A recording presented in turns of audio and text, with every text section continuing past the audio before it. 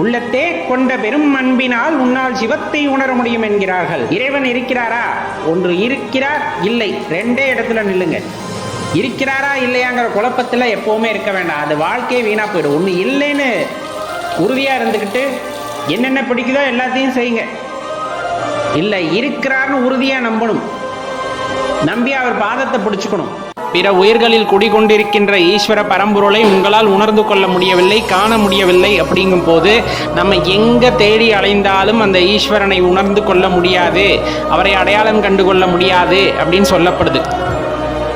நம்ம எப்பவும் சொல்கிற மாதிரி தான், உயிர்களுள் உறைந்திருக்கின்ற ஈசனை உணர வேண்டும் அப்படின்னா அன்பு மிகுதியால் மட்டுமே அது நடக்கக்கூடியது.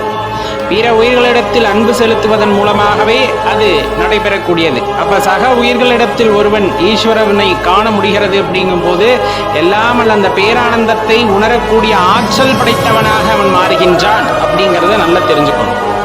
இப்போ உதாரணத்துக்கு சொல்லுவாங்க, நல்ல கலங்கிய தண்ணி, சேத்து தண்ணி இருக்கு இல்லையா, அந்த சேற்று நீரில் போயிட்டு சூரியனோட பிரதிபலிப்பு உங்களால் பார்க்க முடியுமானா கட்டாயமாக முழுமையாக அவங்களால பார்க்க முடியாது. ஆனால் அதே தெளிந்த நீர் இருக்குது அப்படிங்கும்போது அதில் அந்த சூரியனோட பிரதிபலிப்பை பார்க்க முடியுமா அப்படின்னா கட்டாயமாக பார்க்க முடியும். அதுதான் அப்போ நம்ம மனது அப்படிங்கிறது பக்குவப்பட்ட நிலையில் தெளிந்த வகையில் இருக்கும் பொழுது, சலனமில்லாமல் தெளிந்த ஒரு மனதாக இருக்கும் பொழுது அதில் அந்த ஈஸ்வர ஸ்வரூபத்தை நம்மால் தரிசிக்க முடியும்.